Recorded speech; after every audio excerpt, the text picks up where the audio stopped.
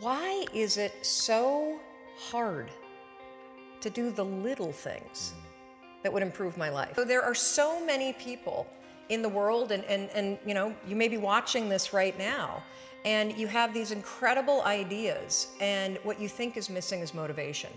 And that's not true. That's not true. That's not true. That's not true. True.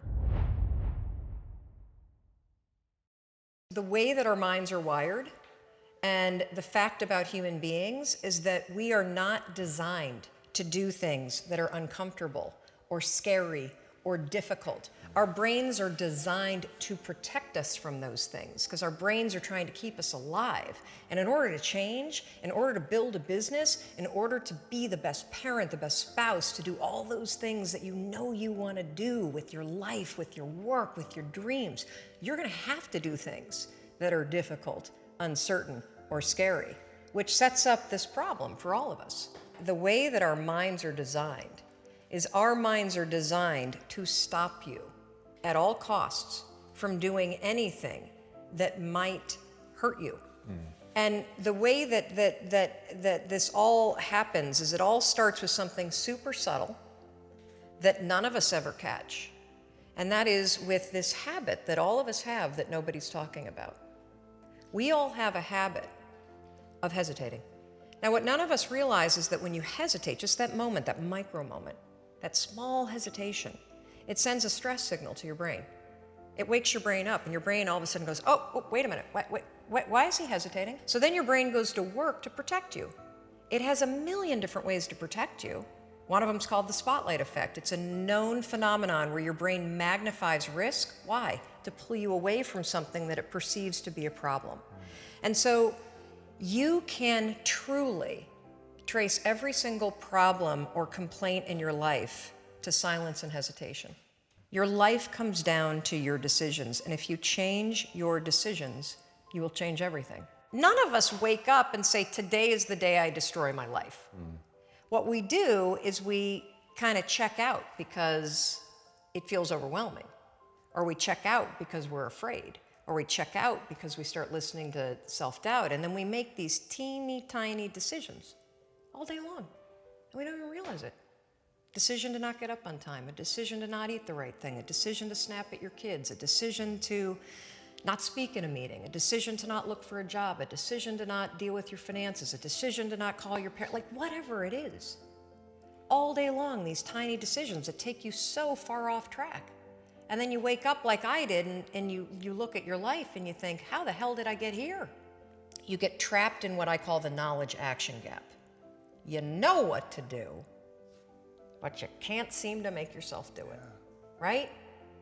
I mean, every one of us is one Google search away from a list of instructions that if you follow any of them, it will change your life.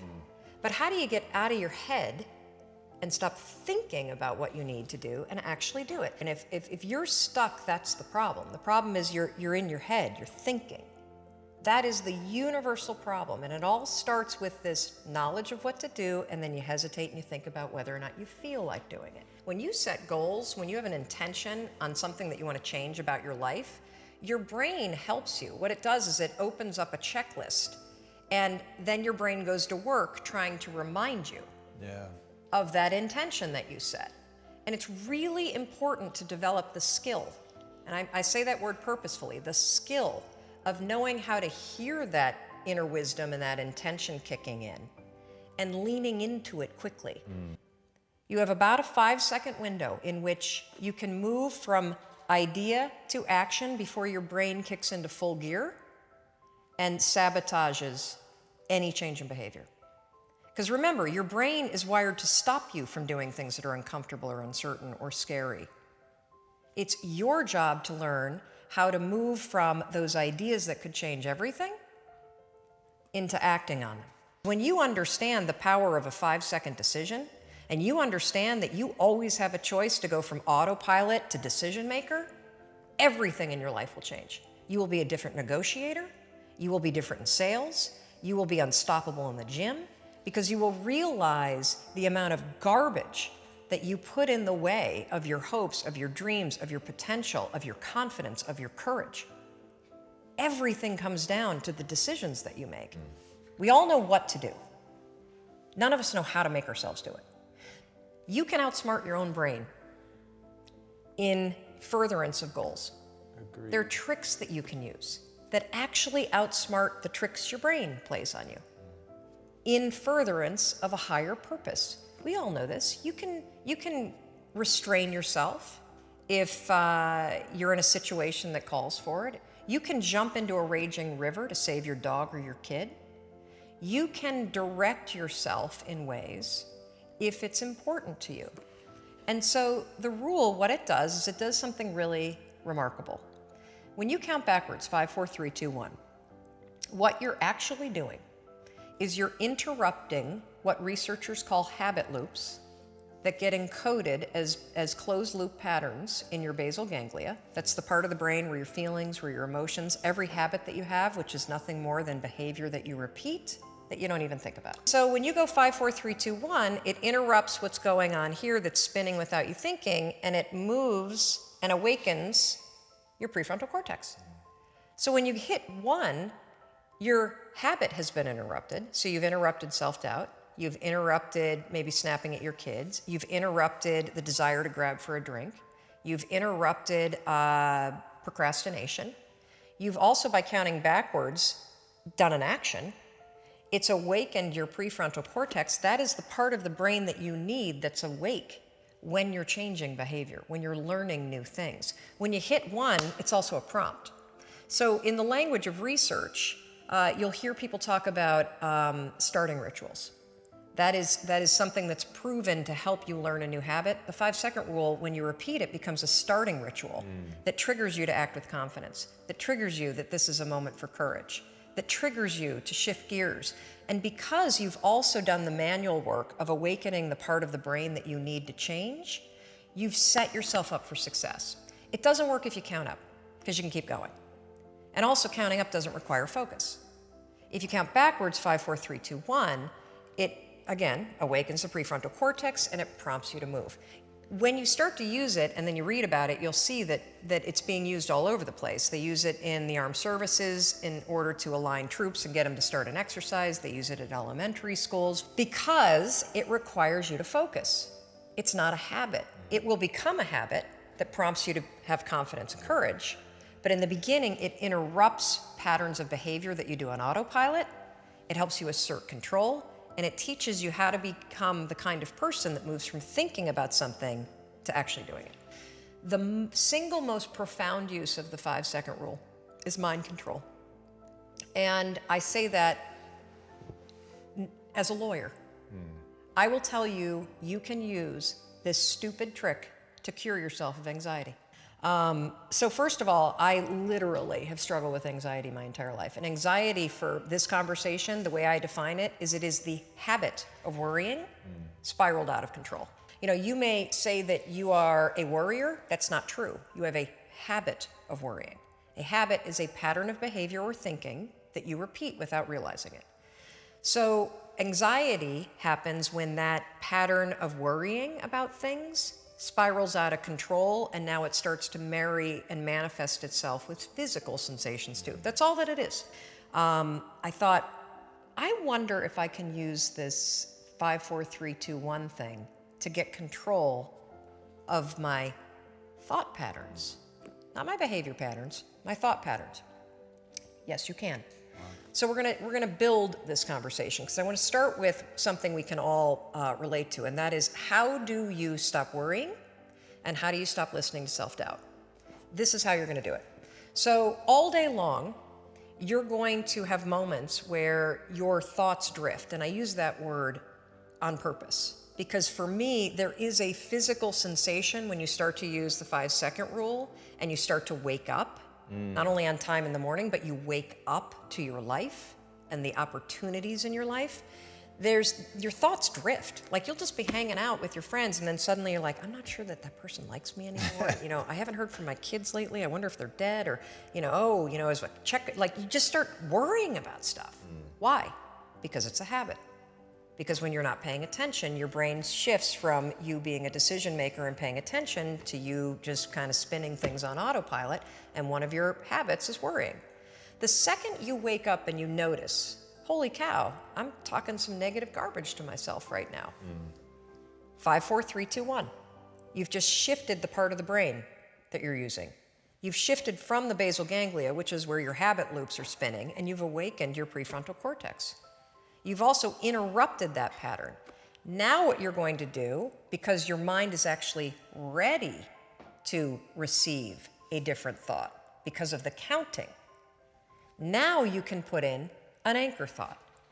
Like if you have a mantra, if you've got a vision about the way that your business is going to turn out in 5 years, if you just have a thought that makes you really happy and proud, insert that. Now, why does this work? It works because of the counting. And I'm not kidding. We know, based on research, that positive thinking alone, not effective. In some instances, trying to force yourself to think positive can actually make the worries worse. Why? Well, the reason why is because it's really hard to just change the channel. What we have to do first is basically interrupt it and turn off the TV, and then turn it back on with the prefrontal cortex awakened. So the counting is essential. And so you can start using this today. You catch yourself talking garbage to yourself because the crap that you say to yourself is insane. And the problem is we listen to it. You'll be in a sales meeting and you'll be undermining yourself. They're not going to buy. Oh my gosh, I'm in trouble. You're not even present. 5, 4, 3, 2, 1. Switch it back. Get back to that vision that you have about toasting your success, or this customer being really happy, or you being proud of yourself.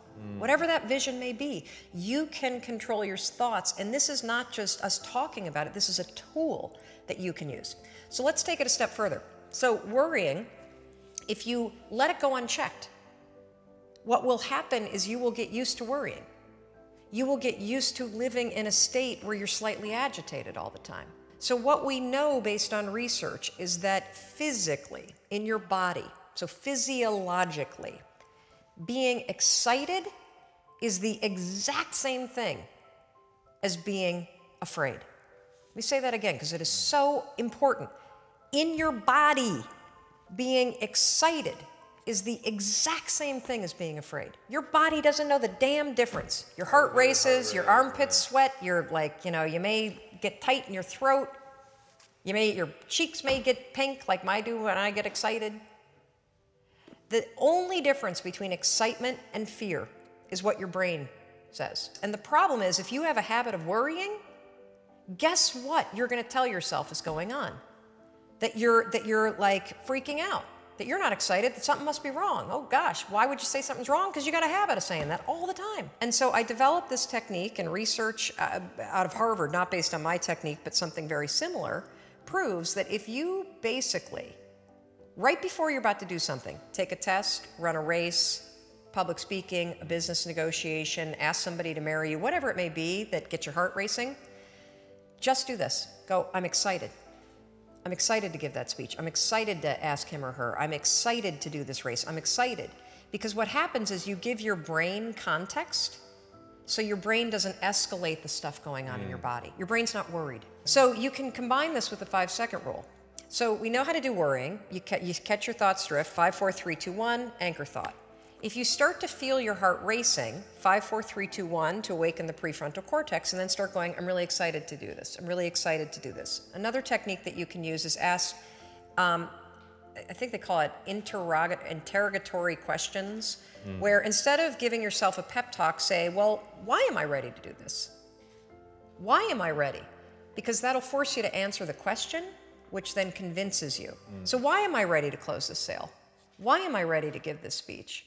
Why am I ready? So those are two strategies that you can use backed by science that are proven to actually make your performance be much better. So here's how you use the 5-second rule. You use it to stabilize your thoughts before the panic escalates. And then what happens is it drifts into worry and then it disappears. Right. So the second you feel worry, you catch it, you train yourself to do that. If you start feeling yourself getting, your heart racing, you can 5, 4, 3, 2, 1 and use the I'm excited, I'm excited. If that doesn't work, literally 5, 4, 3, 2, 1, and just give yourself an anchor thought, literally, of you being okay. Instead of trying to make yourself perfect in every area, it's so much easier when you accept the things that you're terrible at, or that are your weaknesses, or that are the things about your wiring. Look, if I were diabetic, I would take insulin. I happen to be somebody that's wired for anxiety. Right. No big deal. So figure out how to, instead of fighting those things, actually trick it. Because the truth is that you're never going to feel ready to make these changes. You're never going to feel like doing them, but you can always make a decision. That's always in your control. Staying with somebody that treats you like garbage is a decision. It is. Staying at a job that you hate is a decision. Staying in the body that you are not proud of is a decision. Is it going to be easy? No, it's not going to be easy to change. It's simple. Do a Google search and then use the 5-second rule to force yourself to do that stuff. Change comes down to 5-second decisions, and this is why the 5-second rule is important for everybody to know. It's your job to push yourself. And I don't care if you're Dr. Martin Luther King Jr., or you're Michelangelo, or you're Lin-Manuel Miranda, who wrote Hamilton, you will struggle with self-doubt. And everybody that you admire, everybody, and the list is the same for everybody. Oh, Oprah Winfrey, and I want to be like, Tom, and I want to be like, Branson, and I want to be like Jay-Z. Do you know what those people do? They do not have the habit of hesitating. They trust themselves. In today's world, where you have the internet, you can literally learn, launch, do anything. Anything.